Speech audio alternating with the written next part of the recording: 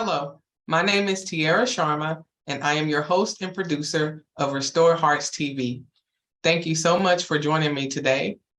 Today, we're going to have an educational episode about community. Community is one of those words that we're using a lot now. It's a very familiar word, but as always, sometimes it's good to just go back and talk about some of those things are familiar to make sure that we actually have a foundational understanding of what it really means. Community. We were born to connect and to be connected. I don't know how many of you have ever heard that. We're born for connection. We're hardwired for connection. This is true. Just think about it. When born, we all had a mother. We all were born from someone's womb. And so our first introduction into the world is with a community of mother, father, parents, caregiver, a community of the doctors and nurses and healthcare providers who are taking care of you. That's its own community. So we are literally born into community. So what is community? So community is a social group of any size whose members reside in a specific locality, share government, and often have a common cultural and historical heritage. And that definition was from dictionary.com. So community in all its forms. And so as I was stating in the beginning, we are literally born into community, and there are so many different layers of community that we have. And so here we just have a few. It's a lot, but it's a few compared to these umbrellas of communities that we can all be involved in. And so you have your nuclear family, which is your mom, your dad, your siblings, and yourself. We have extended family that's going to extend out to grandparents, cousins, aunts, uncles. We have your neighborhood. Those are the people who live in your community, kind of like a territorial place. You know, if you've ever heard of different neighborhoods actually have names. And so this is a type of community. Family is a type of community. And then even to think about within your church family, there are sub-communities. So you have your church family, who's one community, kind of like family, your nuclear family. Then you could go out to the extended family. So in your church family, you could be a part of that church, and then you could be a part of the choir, then you could be a part of the greeting ministry, then you could be a part of the kitchen ministry, maybe you could be a part of the youth ministry. So all of those are different communities within one community. Also sports teams.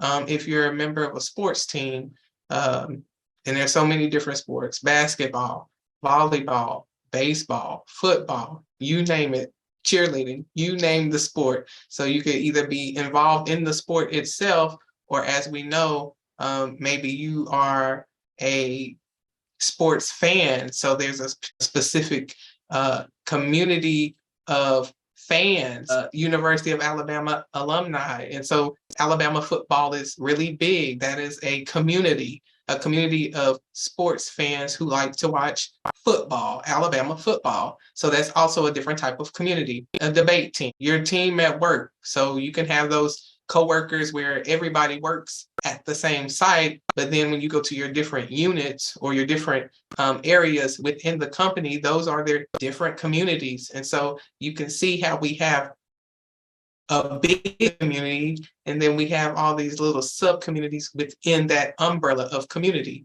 Community. Did you even know you were in a community? And so then there's other ones, bands, business networking groups, moms groups, men's groups, political groups, book clubs, group therapies, all types of communities. And so I bring this up because, as I said, we're born into community, and community plays a really huge part in helping us maintain our mental health. And it's very healthy to be in community. So personally, when I graduated college, I was married, I moved to a new state with my husband, new jobs, moved away from everything that I know. I go from being in all of these communities and sub-communities to going to a new place and starting all over. And at the time, I didn't realize how valuable and how interconnected I was with community. And so when that was taken away, my mental health started to take a turn. And so I think it's so important for us to understand the value of community, because community is so ingrained in us from the time we're born that if we just suddenly disconnect and we're not aware of how that really affects and keeps us grounded in life and in our mental health, our day-to-day life, then you can find yourself off guard when life changes, when maybe you have to move to a different area for a new job, or you change schools, or anything happens and you don't take priority to reintegrate into a healthy community, then you may start to see some issues in your life with your mental health because you're not connected. All right, I want to take this opportunity to invite you to join my private Facebook community. The community is called Restore Hearts TV with Tiara Sharma, and it is that place where we can continue to educate, empower, and build that community of those of us who want to take authority in the area of our mental health wellness. And we want to continue those conversations of the topics that we speak about from week to week, and just respectfully talk about the issues so we can continue to learn and to grow together. Another community that I'm building is called Mother's Mental Health Movement. And so I also have a private Facebook community that I would love for you to join if you're a woman. This is a woman-specific group where we share our stories, we support each other as sisters, as women in the community, in our families, our homes. You know, we are very powerful, and we need to be stable in our mental health. We need to be stable in our emotions and able to really just be effective. And so a lot of times we just need to talk. We need a safe place to be able to talk and to share, ask questions about some of those life challenges and day-to-day things that we're going through. And so this is what that community is for, to help build that safe space for women to have support. So what makes a community valuable? Safety. Safety is that first thing. We must be physically, mentally, emotionally, and spiritually safe. Because if you do not feel safe in that community, then it's going to hinder your growth. If you're worrying about if someone's going to hit you when you come into the community, with a fist or with words, that is stressful. You won't be able to grow because you're always going to be worried about your safety. Spiritually, you know, if your spirituality is important to you, if you're a person who likes to pray, can you pray in the space? Can you thank God in the space? Because if that's important to you and the space that you're in doesn't allow you to do that, then, you know, it's going to make it very hard for you to continue to grow and to learn and to just feel, as we said, safe in that space, non-judgmental. We want this in the space. You want to be able to speak and ask questions without people becoming offended, or without you yourself becoming offended. Some of the groups that I'm in, workspaces that I've been in, they're very diverse. And so every person that you come in contact has not had your same experiences. They have not had your same background and upbringing. And so there may be some questions that come up, there may be some comments that come up that may be offensive, or they may not be politically correct, or, you know, all of these things come into play.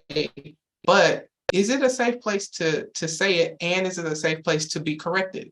That is very important. Not to just say it, because we don't want to be saying things just to hurt people's feelings. But sometimes if we have not been exposed to certain information, then we could very easily say something that offends another person. So is it a twofold? Is it a safe place to speak and to say what you want to say? And then is it a safe place for you to also be corrected in love and to receive that new information that will help you grow and to help to keep the community safe for everyone involved? And so are you growing in that community? Are you growing in wisdom, knowledge, and understanding? Or are you just holding space? You know, that's very important, because as we saw, there are so many different communities and there are layers of communities. And so sometimes you do outgrow a community. Sometimes you may just be in a space because it's a popular space, but it may not be the right space for you. And so you always have to evaluate those spaces and assess, hey, am I growing here? Is this valuable time spent here? Am I adding value to this community? And is this community adding value to me? Those are some things to think about. Authentic. So authentic, that goes with having freedom to be who you are, regardless of differing personalities and beliefs. As I said, a lot of the spaces that we're going into now are very diverse backgrounds and upbringings. And so we have to have that freedom to be who we are, and then also be able to be corrected when, things come up, different personalities, different belief systems come up. We must be able to be who we are, and then also have that sensitivity to know that if there's something that I'm saying, if there's something that I'm doing that hurts another person, let's just be willing to make it right. But that doesn't change who you are. Let's say if you're a person who likes to laugh and joke around, and that is authentically who you are, and you come into a space with people who may be more of a stoic personality, who may not laugh and joke as much. If you feel like you have to not laugh and joke around, then you're not going to feel, these are all interconnected. You won't feel safe in that community. So it's important that, if I have a personality, say that I'm a more stoic person, but someone else in the community like to laugh, they like to joke around, jolly, then we have to allow each other to be who we are in that space and be okay with that. So that is what it means to be authentically yourself. And then also loving. Members genuinely care about one another and their well-being. So I think that is very important. The people in the community don't have to live with you for you to care about them. You want to care about the people you live with, but also you can show love, you can show support. There's a way to show people that you care about them without becoming so intrusive, without going overboard. I think there's always this fear that maybe if I get too involved, it'll be too much. But you don't even have to be that involved to show that you care. Just smiling, hello, being friendly, show yourself friendly. Make space for someone, even if it's 1 or 2 minutes to listen to someone about how their day is going or something that may be on their mind. Like, that is a way to show love and to show that you genuinely care about someone. Whatever you can do on your level, with your capacity, just to show that you genuinely care about the people that you are in community with. So I have some reflections for you. So how many communities do you currently belong to? So this is important to know, because as we said before, you want to evaluate the communities that you're in. Am I adding value? And is value being added to me through this community? Because if not, it's not always a bad thing. It's not always that somebody did me wrong. It may just be time for you to move to a new space. And so knowing exactly where you are and who you're connected to in this moment will help you to assess where you are and if you're in the right place, if you're in communities that are challenging you. Are you in communities that are helping you grow? Are you holding space, being in a place where you're not supposed to be? And so your growth is stagnated. And then the person who's supposed to be in that community may be preventing someone from stepping into that community where your time is up and they need to come in. And so these are the type of reflection questions that we need to ask ourselves so that we can assess where we are and where we're going. So why is it important to stay connected to a healthy community? Social connection improves physical health and mental and emotional well-being. So this came from an article called The Science of Social Connection by Dr. Emma Sepola. And as you can see there, social connection improves physical health and mental and emotional well-being. We are hardwired for connection. We're literally born into community. Lack of social connection is greater detriment to health than obesity, smoking, high blood pressure. Do you see that? A lack of social connection is greater detriment to your health than obesity, smoking, and high blood pressure. That's huge.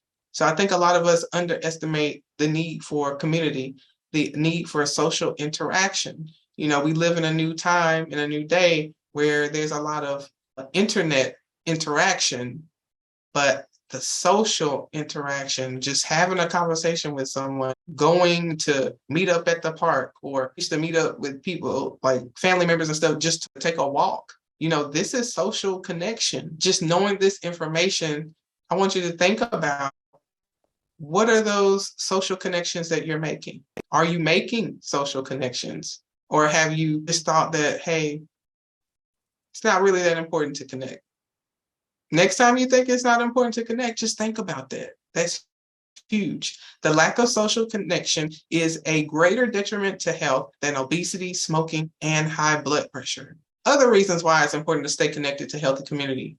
Desperation to connect can leave you vulnerable to connect with anyone to avoid being alone. So we do not want to allow loneliness to be our guide for seeking connection.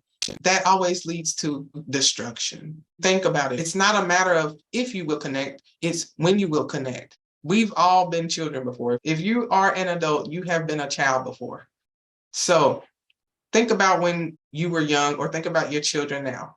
Now, as some children that we question, why are they even connected to this group? Especially if the group is participating in behaviors that you know are not good for your child and you just want them to stay away. So if they're connected to, maybe the community is vaping, or the community is having sex, premarital sex, or the community is, you name it, whatever the behavior is that you don't like. Well, this is showing us that we are all hardwired for connection. So if you do not connect to a healthy community, you're going to eventually connect. We all want to feel love. We all want to be heard, and we all want to be seen. So if that is not happening, let's say our first community is our home. If that's not happening in your home, then the people in your home, whether it be you, whether it be your children, whether it be your spouse, we're all going to be seeking that somewhere. So I encourage us to all start at home. Are we connecting with the people that we live with? Are we listening to them? Are we seeing them? Are we hearing them? Like, for real. So we all want to be connected to a healthy. So let's start at home. And then once we know what that model is from our experiences with our home being our first community, then that will likely help our children. That will help us to connect in healthy communities that extend outside of the home. So I want to take this opportunity to invite you to pre-order your copies of Trapped Behind Enemy Lines in My Mind and Good Grief today. I am a best-selling co-author of these two amazing books. And in Trapped Behind Enemy Lines in My Mind, we share our stories about different things that we've encountered in our life, and how those situations made us feel trapped behind enemy lines in our minds, and then also how we overcame those challenges. And we give tips, tools, and encouragement for you on your mental health journey as well. And in Good Grief, it is 14 inspiring stories of finding the goodness in grief. And so we share our stories about the losses that we've had in our life, and then also give you tools and tips and encouragement for your personal grief journey. Your support is greatly appreciated and respected. Purchasing this book will help to support the show. And so thank you so much for your support. The information for the link tree is provided below. So what does God say about community? In Genesis chapter 2, verse 18, the Amplified. Now, the Lord God said, "It is not good for the man to be alone. I will make him a helper, one who balances him, a counterpart who is suitable and complementary for him."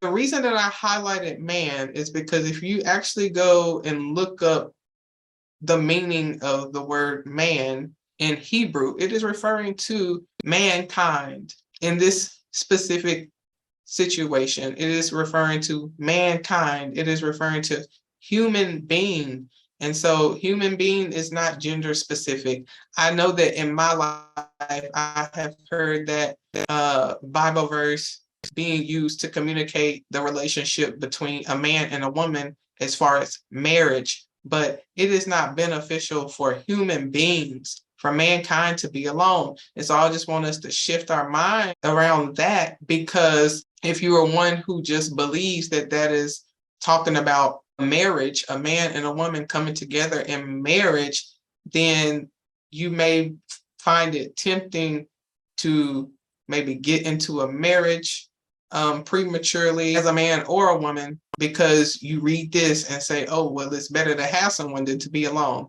That's not true. You want to be led by God in choosing your spouses. I just want to bring that up because I know that for me, especially in my immaturity, when I would read that, I would think that, oh, okay, so it's not good for males to be alone, not really thinking about me as a woman and my need for community and connection. Because remember, we're talking about community. So it is not good for human beings, man, woman, to be alone. And so you don't have to be married to be in community. We talked about all the different subtypes of community in the beginning of this teaching.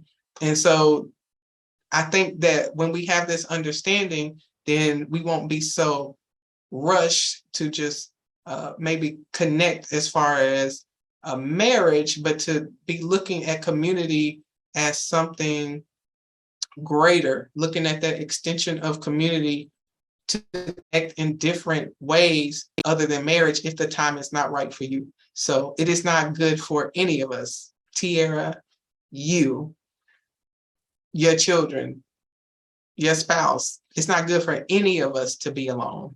And so we are born to be connected. All right, so we have a few affirmations. I am choosing to stay connected to healthy communities that are mutually beneficial. That is very important. You want them to be mutually beneficial. You want to be giving and you want to be receiving from these communities. I choose to make community a priority in my life.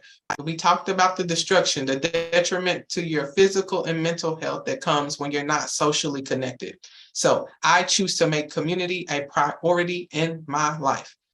I give myself permission to make new, healthy connections.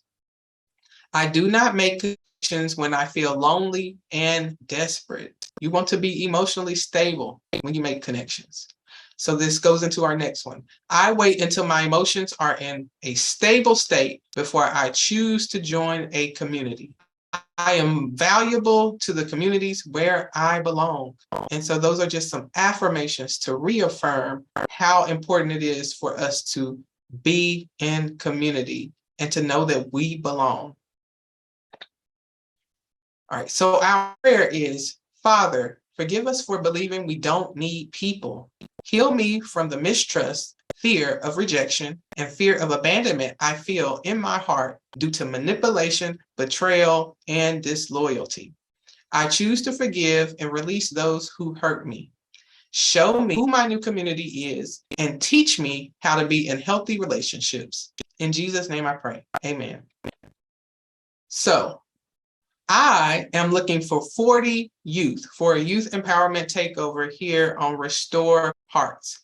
I want to have 10 shows of youth empowerment where the youth submit a 5-minute video of speaking their message of empowerment to the world. And there will be a first, second, and third place winner. And so the purpose of this is to bring hope, to bring joy to the lives of our youth, to give them something to look forward to, a new adventure, and to just let them share their gifts and talents with the world. And so I'm so excited about this. If you know some youth who you think would be great for this, hey, let them know about it. And then if you have any questions, comments, anything that you want to go over, then reach out to me on social media.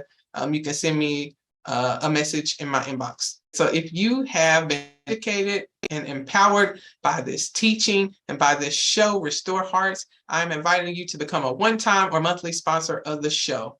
And here's your the link tree information is there for you to find that information. Also, you can email me at tiara@mothersmentalhealthmovement.com. I would love your support. Thank you so much for joining me today to talk about community. As you can see, it is so important for us to stay connected. We are literally born into community. As life comes and different challenges come, it can be very tempting to disconnect. If we feel hurt, if we've been hurt by those that we love, if we've been hurt by those in the community, then it can be very tempting to isolate, stay disconnected. But there is a community out there for you. There are many communities out there for you. If you joined us for the lesson, you can see there's infinite amounts of community. So I'm praying that you get connected to your people. You can continue to learn, grow, and be everything that God has created you to be. Love you, and I will see you next time. Bye-bye. Thank you for watching this episode of Restore Hearts TD. Life is a journey, and there are many moments. Some moments are smooth. You flow through them effortlessly. There are other moments when life's challenges interrupt your momentum, yet you find the strength to get back on track, to keep moving.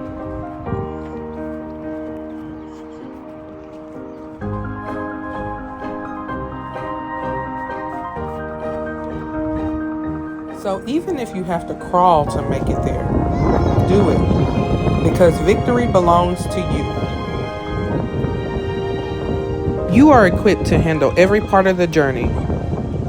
You were created to overcome this. Don't give up. I love you.